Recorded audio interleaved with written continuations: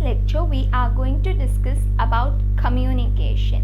Now if you are a student of FI BAF, FI BBI, FI BCom or FI BMS, in either of the cases this video will be quite useful for you. So before we start and touch the subject of communication, let us first understand a story. With help of this story, I will make you understand the concept, the importance of communication in our regular life. Now, there was a little boy. This little boy got a letter from class teacher that you need to give this letter to your parents. When the boy goes home, he gives that letter to the mother. Now, mother is horrified. She's terrified to see that letter. Okay. Now what happens is that the curious boy asks, "Mom, what is written in this letter?" At that point of time, mom replies positively by saying that this is you, and they say that you are an extraordinary child. At that point of time, boy is overwhelmed. He is overwhelmed. The mom goes further and says that the school says that you need much larger environment so that you get exposed to different things. And then boy goes in the quest of searching for learning something new. And then he invents the motion picture camera, etc. Okay, now I know you have guessed who is that person. I will be surprised if you cannot answer this question. Okay, so yes guys, he is none other than our Thomas Alva Edison. Yes, it is very important in our daily life the way we communicate. The mother was able to communicate with child in the positive way. That is the reason he went on and became such a great scientist. Okay, in this similar fashion, according to my personal experience, I can also say you that if you don't have a good communication skills, you will ruin your personal and professional life. Okay, so yes, communication is an extremely important topic which you must be aware, and you can score really good marks. Okay, now with this story we understood that there are three reasons why human beings communicate. First reason is that whenever a person wants to share or receive information, in that case communication is required to build or maintain relationships. Third is to persuade an expression. So these three are the need of communication process. Now when we have understood the need of communication process, now let us understand the origin of the word communication. The communication is derived from the Latin term communis. Okay, now this word communis means to make information common. Now talking about the word communication, after looking at the origin of the word communication, it becomes important for us to know the definition of the communication. Now today if I ask you that define power, now lot of people will come up with different concepts in their mind. They will come up with different wordings. In this similar fashion, for communication, lot of theorists have defined communication according to their understanding. But one which is very easy to understand is by Peter Little. The scholar Peter Little defines the communication beautifully by saying that communication is a process. In this process, the information is transmitted between individuals and or organization so that understanding response results. Now you might think that it is such a complicated definition.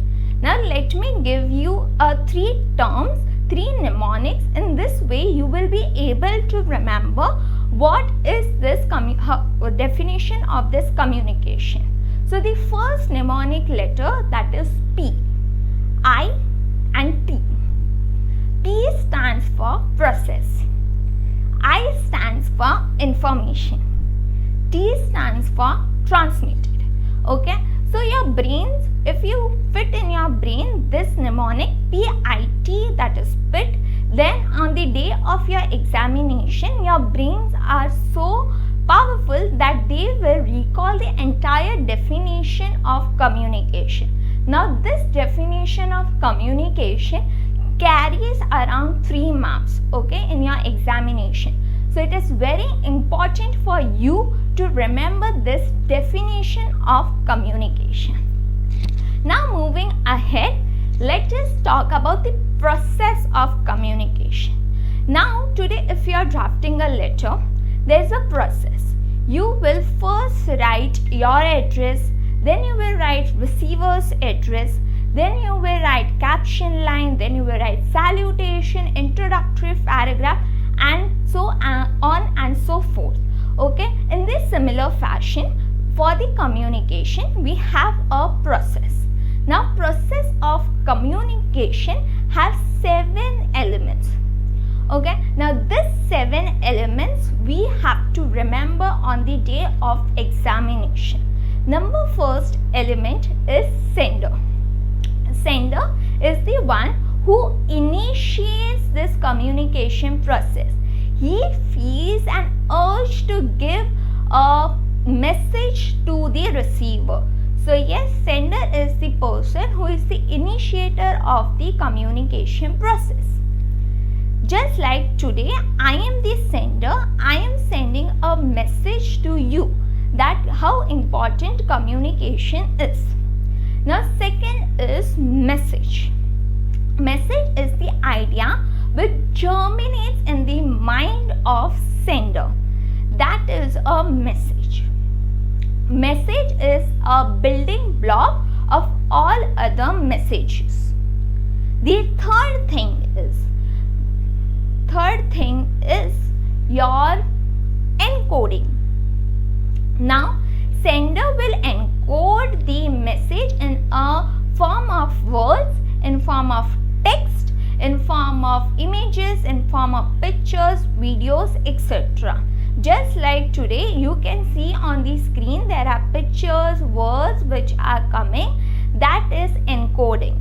Okay, now next is channel. Channel is nothing but a medium. Okay, how the sender sends or transmits the message to the receiver. Just like, let me give you example, your television, your computer, your telephone, all this are nothing but the channel. You need to choose a right channel so that your receivers understand it in the perfect way. Next comes medium. Okay, talking about medium, there's one more thing you must remember. You should select a right medium. Today if I write a letter to you people will not read that letter because that letter will sound boring.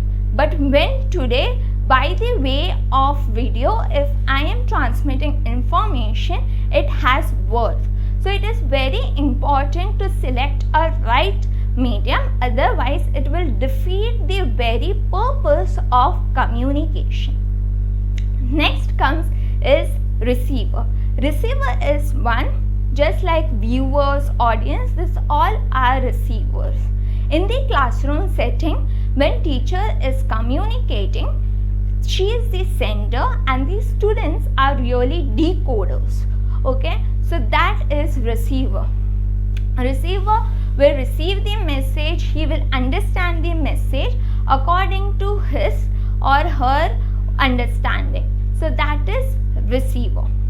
Receiver next is your sixth one, that is decoding. Decoding is nothing but when the understanding results, then the decoding takes place. So that is decoding. Next step is your feedback.